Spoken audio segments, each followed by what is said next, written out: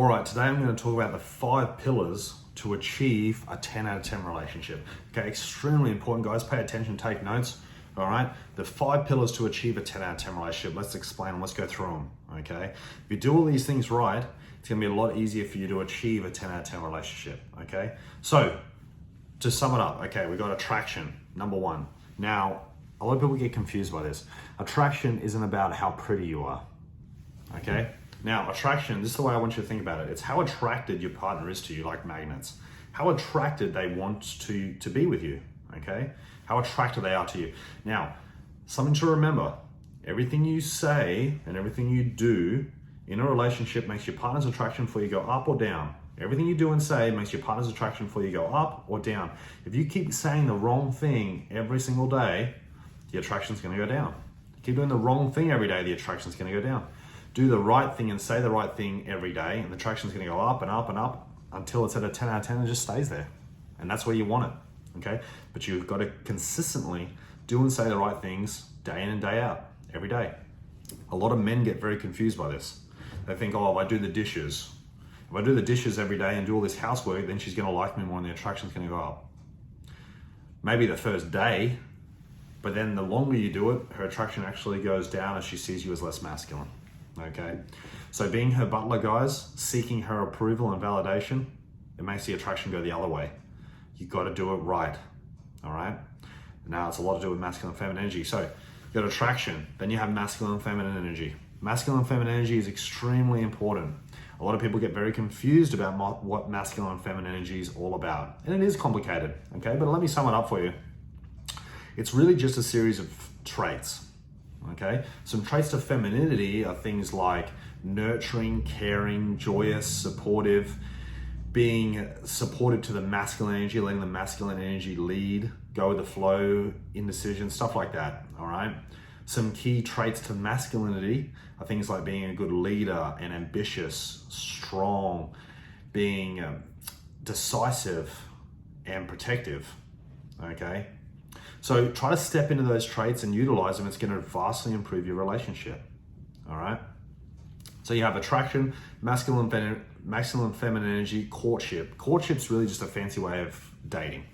Now, regardless of how long you're in a relationship, you should still be going on dates all the time. It's the man's job to plan the date.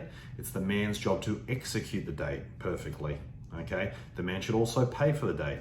The man should do everything on the date. So all the woman has to do on the date is sit back and have a good time and enjoy herself. That's all. That's all she has to do. Just have fun. The man's job is to do everything on the date, plan it, execute it, pay for it, do absolutely everything. And her job's just to have fun. He is courting her. That's the courtship process. Do it, and the courtship process never ends. Even if you're in a long-term relationship, guys, take your wife on a date at least every second date, at least every second week, okay? All right, so you got attraction, masculine, feminine energy, courtship, then you have intimacy, okay? Intimacy is extremely important, okay? Intimacy covers a whole bunch of things, from sex to kissing to cuddling to body language, the words you say to each other. It's all about that romantic intimacy. Very important. It's what separates best friends from lovers, yeah? Creating that romantic love, that romantic connection, getting the spark happening. Sleep together. If you're in a long-term relationship, sleep together at least 2 or 3 times a week. Be romantic with each other. Cuddle naked, slow dance, kiss each other constantly, hold hands, do public displays of affection, buy each other gifts. It's all important. Get the romance up. It's a great, beautiful part of relationships, okay? Attraction, masculine, feminine energy, courtship, intimacy, and communication. Communication's fairly obvious, yeah? But it's one of the biggest things that so many people struggle with. What is effective communication? A lot of people describe it differently. The way I describe effective communication is, how do you make the person feel you're talking to? How do you make them feel?